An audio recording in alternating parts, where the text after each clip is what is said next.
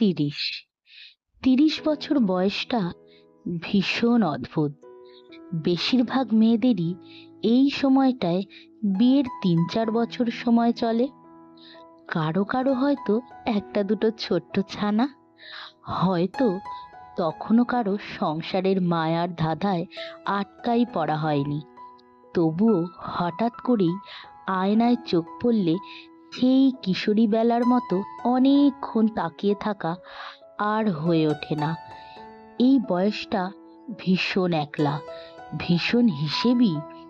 18 তরুণীর মতো চাইলেই দু চোখ ভরে কাজল পড়ে ঝুম বৃষ্টি ভেজা হয়ে ওঠে না। লোকে ন্যাকামি বলে। 40-এর মতন সংসারের যাবতীয় সিদ্ধান্তে ঘরের মধ্যমণি হওয়া যায় না। লোকে জ্যাঠামি বলে। 30। 30 বয়সটা ভীষণ অভিমানী। হঠাৎ করেই মনে হয় আগের সেই উথাল পাথাল প্রেমগুলো আর নেই। প্রতিদিন নিজেকে একটু একটু করে বদলাতে থাকা। 30 ছুঁয়ে যাওয়া এই বিষয়টা বিষণ্ণ। একটা ভীষণ চঞ্চল পাখি খাঁচায় বন্দি হবার অনেক দিন বাদে পালাবার আশা ছেড়ে দিয়ে খাঁচাটাকেই ভালোবেসে ফেলার মতো বিষণ্ণ। গুড মর্নিং বন্ধুরা। বুধবারের একটা সুন্দর সকাল নিয়ে তোমাদের সামনে হাজির হয়ে গেছি একটা নতুন ব্লগের সাথে। আর welcome back to my channel বঙ্গরিশাশ্রী। আজকে একটু ভাবুক হতে ইচ্ছা হলো, সেই জন্য তোমাদের সাথে একটা লাইন, মানে একটা কবিতার মতনই বলতে পারো, কথাগুলো একটু শেয়ার করলাম। কথাগুলো কত বাস্তব বলো। মানে আমাদের এই বয়সগুলো কখন পেরিয়ে যায় আমরা বুঝতেই পারি না, কিন্তু মনটাকে ছুঁয়ে গেল কথাগুলো, তাই তোমাদের সাথে শেয়ার না করে পারলাম না। যাই হোক, সকালবেলা ঘুম থেকে উঠে পড়লাম, উঠে তাড়াতাড়ি গাছগুলোতে একটু জল দিলাম, দিয়ে বিছানা টিছানা তুলে নিলাম। আর এখন দেখো এই মেয়েটা এসছে, ও কাজগুলো করে নিচ্ছে। আর ও চলে গেলে তারপর বাকি কাজকর্ম সারা হবে। তাহলে দেখতে থাকো আজকের ব্লগ।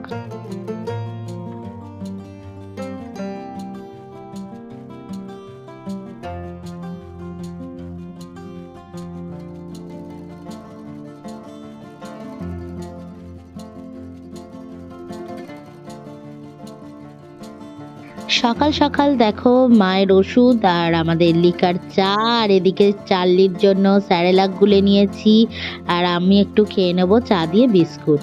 তো ব্রেকফাস্ট তো করে নিচ্ছি। আর এদিকে দেখো আমি একটু গাছগুলোতে কিছু কিছু গাছের পাতাগুলো একটু মরে গেছিল, তো সেগুলো একটু খেয়াল করছি। আর এদিকে চার্লি দেখো কি ডিস্টার্ব করছে আমাকে। আজকে যে কাজটা করলাম, অনেক বড় একটা কাজ করা হলো।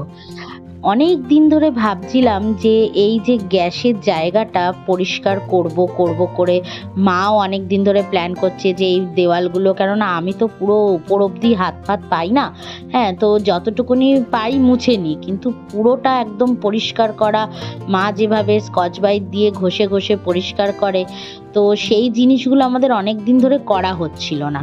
তাই আজকে প্ল্যান করলাম যে পুরো কিচেনটার, মানে যে জায়গাটার রান্না করি, গ্যাসের জায়গাটা পুরোটা ঝকঝকে তকতকে করে দেবো। তাই সকালবেলা উঠেই দেরি না করে আগেই মা সবার আগে যেটা বললো যে দেখ রান্না বান্না পরে করবি, আগে সবার আগে এই কাজটা সেরে নে। তো এই করে মা পুরো কাজটা সুন্দর করে দেখো গুছিয়ে গুছিয়ে ওগুলো পরিষ্কার করে নিচ্ছে। আর তারপর আমি গুছিয়ে নেব সব জায়গা টায়গাগুলো। তো এইগুলো কি অনেক দিন ধরে রান্না করে করে না অনেক ময়লা জমে যায়, তেল চিটেগুলো হয়ে থাকে, তো পরিষ্কার না করলে না ভালো লাগে না। আর এখন দেখো পরিষ্কার করে ফেলছে মা, আর কত সুন্দর একদম ঝকঝকে তকতকে হয়ে উঠছে। আমাদের মডিউলার কিচেন তো নয়, কিন্তু আমাদের কিচেনের রুমটা এতটাই বড় যে ছোট ছোট জায়গাগুলো পরিষ্কার করতে অনেকটাই সময় লেগে যায়। রান্নাঘরে এতটা স্পেস নিয়ে সব কিছু কাজকর্ম হয়, আর একটু বড় রান্নাঘরে কাজকর্ম করতেও ভালো লাগে। তো সেই জন্য পরিষ্কার করতে গেলে এক একটা পার্ট করে আমাদের পরিষ্কার করতে হয়। তো সেই জন্য আজকে তো এইটাই আমাদের দুজনার প্ল্যান ছিল যে গ্যাসের জায়গাটা পরিষ্কার করার, আর সেটাই আগে আমরা করে নিচ্ছি।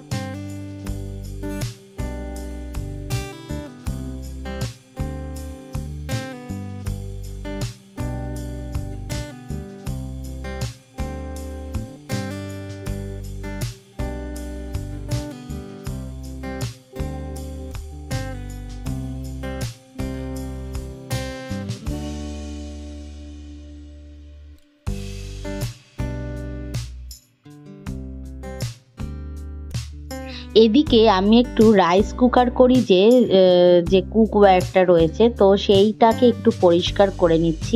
কেননা বাইরের পোর্শনটা তো মেশিনটাকে তো পরিষ্কার করা হয় না, আর মেশিনের ভেতরে জলও দেওয়া যাবে না, শুধু ডেচকিটাই মাজা হতো। তো বাইরের পোর্শনটা যেহেতু সাদা, তো তাই একটু ভালো করে পরিষ্কার করে নিলাম। আর এবার একটু সাজিয়ে নিচ্ছি চারপাশটা।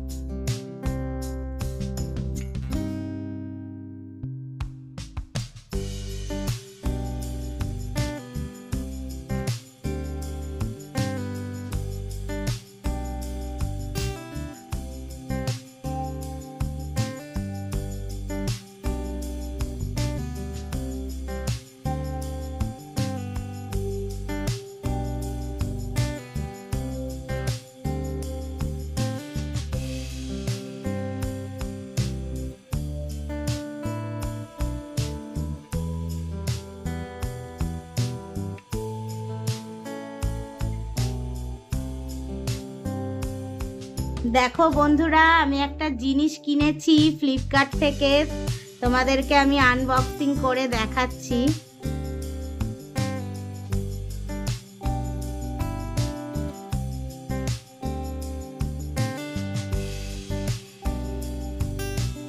এই দেখো কটা দিয়েছে, একটা, দুটো, তিনটে, চারটে, পাঁচটা, ছটা, সাত, আট, নয়, নখানা এইরকম থালা কিনেছি। মানে থালা বলতে এগুলো হচ্ছে পট রাখার গাছ। আমার যে এতগুলো গাছ নিয়েছি না, এবার ওই গাছগুলোকে একটু পটের মাধ্যমে রাখলে, মানে এই থালার ওপরে রাখলে জল টল দিলে নিচে তাহলে জল পড়ে নোংরা হবে না। আর এই থালার মধ্যে একটু জল দিয়ে গাছগুলোকে বসালে ওরা ওদের মতন জলটা সাফিসিয়েন্টভাবে নিয়ে নিতে পারবে। তো খুব ভালো এসছে, প্লাস্টিকেরই অর্ডার দিয়েছিলাম, খুব কমের মধ্যেই পেয়েছি থালাগুলো, আর বেশ চওড়া আর বড়ও রয়েছে, অনেকটা মানে জায়গা রয়েছে পট বসানোর পরেও, একটু ডেকোরেটও করা যাবে পাথর টাথর দিয়ে, খুব সুন্দর হয়েছে। ঠিক আছে, দেখো আমি সাজানোর পর তোমাদের দেখাবো। এই দেখো বন্ধুরা সাজিয়ে নিচ্ছি, আর এটাকে একটু অন্যভাবে রেখেছি, অ্যান্থোরিয়ামটাকে একটু বাটিতে জল দিয়ে আর স্টোনগুলো দিয়ে স্টোনের ওপর বসিয়ে রেখেছি, তাহলে ওর মতন সাফিসিয়েন্ট জল নিয়ে নেবে, কারণ এই গাছগুলো একটু এভাবে রাখলে ভালো, আমি ভিডিওতে দেখছিলাম। তো যাই হোক, বাকিগুলো এমনি শুকনো রেখেছি, জল টল দিলে ওই তলায় পড়ে যায়, তো ভালোই লাগছে দেখো। এদিকে রান্না বান্নাটাও সেরে নিলাম, কেননা অনেক কাজ করে অনেকটাই দেরি হয়ে গেছে। আর আজকে ২-৩ রকম রান্না করব। একদিকে তো এখন প্রথমে যেটা করছি সেটা হচ্ছে কুমড়োর ছক্কা বানাচ্ছি। তো কুমড়োর ছক্কা বানার জন্য একটু দিয়ে দিলাম, গোটা জিরে ফোড়ন দিয়ে দিলাম, দিয়ে পেঁয়াজ কুচি দিয়ে দিলাম, কাঁচা লঙ্কা দিয়ে দিলাম, আর দিয়ে তারপরে কুমড়োগুলোকে এরকম দেখো টুকরো টুকরো করে কেটেছি। এবার এটাকে ভালো করে মজিয়ে করতে হবে ঢাকা চাপা দিয়ে, আর পুরো একদম কুমড়োটাকে ঘেটে ভর্তা বানিয়ে ফেলতে হবে, তাহলে আমাদের কুমড়োর ছক্কা রেডি হয়ে যাবে।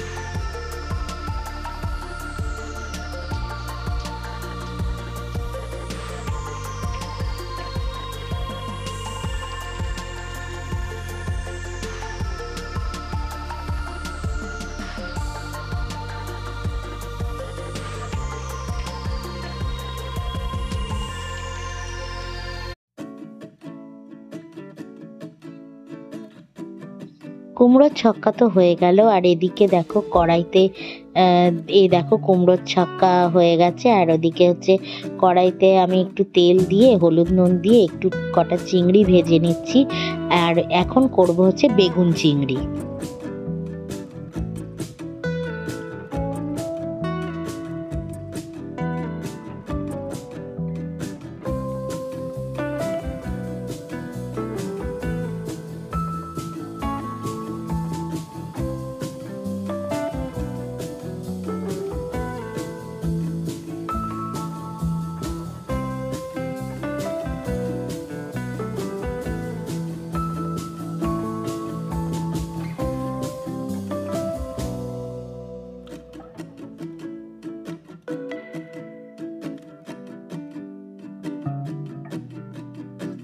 এদিকে বেগুন চিংড়ি তো হয়ে গেল, আর আমার কাছে ছিল ৪ পিস কাতলা মাছ। তো এই কাতলা মাছের ঝাল ঝোল কিছুই খেতে ইচ্ছা করছে না, তাই মাকে বললাম তাহলে কাতলা মাছের রোস্ট করে দেখি যে কেমন লাগে খেতে। তাই সেই রকমই মতন করে কাতলাটাকে আগে ম্যারিনেট করে রাখছি, হলুদ নুন চিনি লঙ্কা গুঁড়ো সর্ষের তেল টক দই দিয়ে ভালো করে মেখে, আর আদা রসুনের পেস্ট দেব, ভালো করে মেখে এটাকে ম্যারিনেট করে রাখবো আধা ঘন্টার জন্য। আর দেবো হচ্ছে একটা লেবুর রস চিপে দিয়ে দিলাম, গোলমরিচ গুঁড়োও দেবো সামান্য, দিয়ে সব কিছু দিয়ে মেখে রেখে দেবো, আধা ঘন্টা রাখলেই হয়ে যাবে। তারপর কড়াইতে ফেলে শুধু ওটাকে ভাজতে হবে, তাহলেই আমাদের কাতলা মাছের রোস্ট রেডি।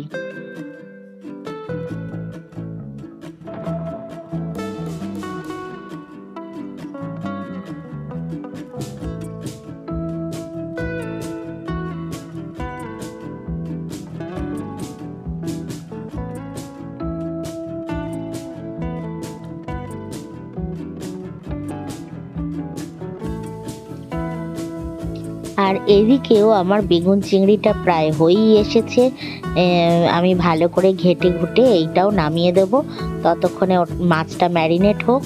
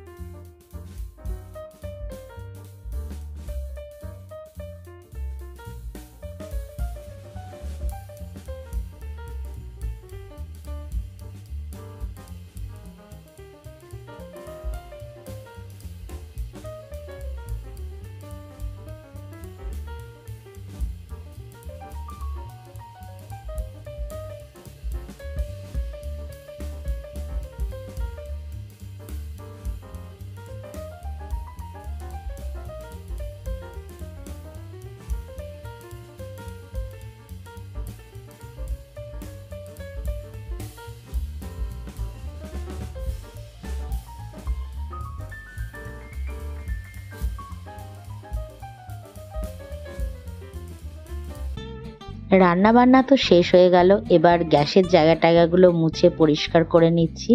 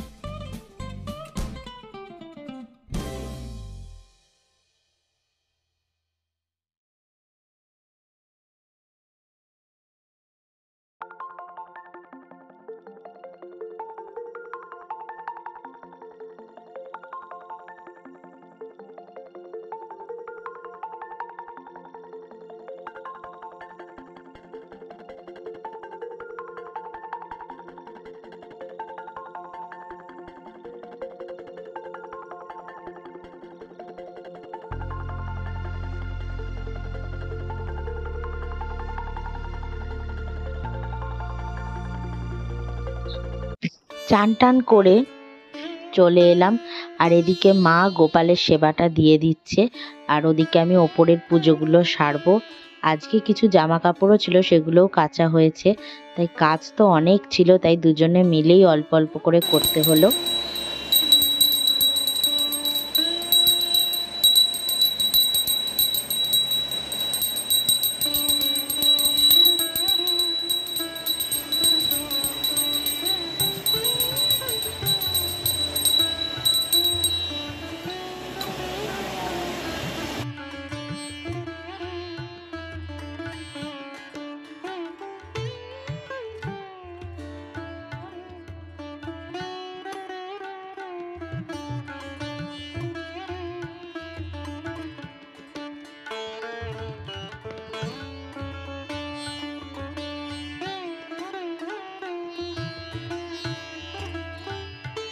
আর এদিকে চারদিকে দেখো।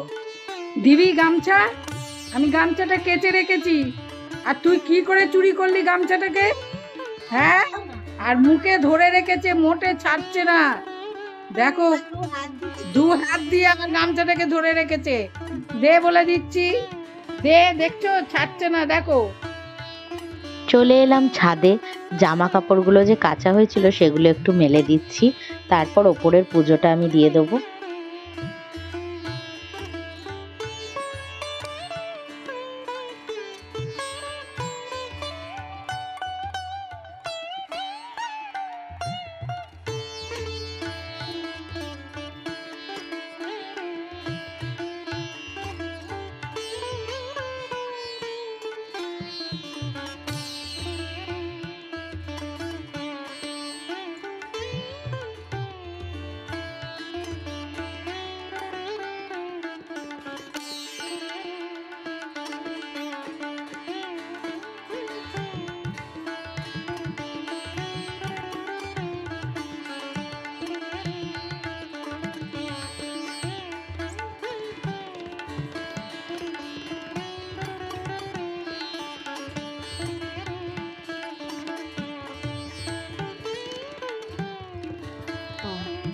দেখো, আজকের আমাদের মেনু বেগুন চিংড়ি, ওদিকে হচ্ছে কুমড়োর ছক্কা, আর এদিকে হচ্ছে কাতলা মাছের রোস্ট।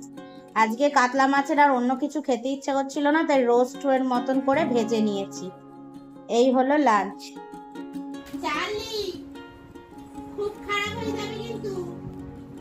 আমার দিকে তাকা, তুই আমার দিকে তাকা। তুই কেন এরকম করলি? তুই দরকারি জিনিসটাকে নিয়ে নিয়েছিস তুই। হ্যাঁ, ওটা চোখের ওষুধ। তুই চোখের ওষুধ নিয়ে নিলি মুখে করে। এত তোর দুষ্টামো। তুই আবার আমার কথা শুনছিস? দেবো একটা। দাঁড়া দাঁড়া, আমি একদম ঢুকবি না। বেরো তুই। কোথায় ঢুকবি তুই? চোর, হ্যাঁ, নাম্বার 1 চোর। এই যে ওষুধের জিনিসগুলো তুই নিচ্ছিস, এটা তো দরকারি জিনিস। ওষুধটা নিয়ে নে, ডাক্তার। তাই না? এইটা তো চোখের ওষুধ দিদার। এটা তো একটা দরকারি জিনিস। তুমি গুড গার্ল তো?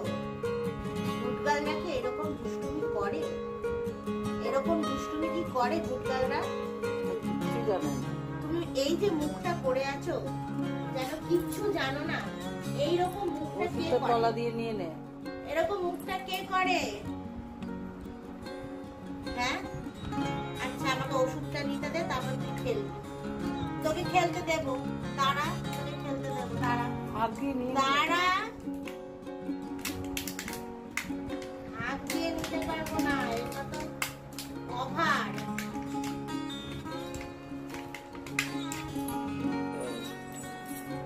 কি রে, তুই এগুলো খেয়াল করিসনি? দুপুর বেলায় যে ট্রে গুলো লাগালাম, আস্তে আস্তে গুটি গুটি করে এগোচ্ছে, গুটি গুটি করে এগোচ্ছে দেখার জন্য।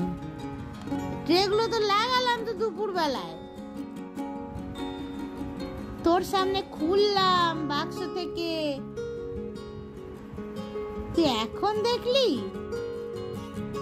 এতক্ষণ চিল্লাচ্ছিল বন্ধুরা, ট্রে গুলোকে হঠাৎ করে নতুন করে দেখতে পেয়েছে, চেঁচাচ্ছিল। এবার আস্তে আস্তে সাহস নিয়ে, বুকে বল নিয়ে একটু একটু করে এগিয়েছে, এগিয়ে এবার শোকাশুকি করছে। তাহলে বন্ধুরা, আজকের ব্লগটা আমি এখানেই শেষ করছি। সন্ধেবেলার চা আর একটু মুড়ি মেখে নিয়েছি। আর চলো, আজকের জন্য টাটা, গুড নাইট। সবাই ভালো থেকো, সুস্থ থেকো। আর আমার ভিডিও ভালো লাগলে, আমার এই ব্লগ ভালো লাগলে অবশ্যই লাইক, কমেন্ট, সাবস্ক্রাইব করে দিও। টাটা।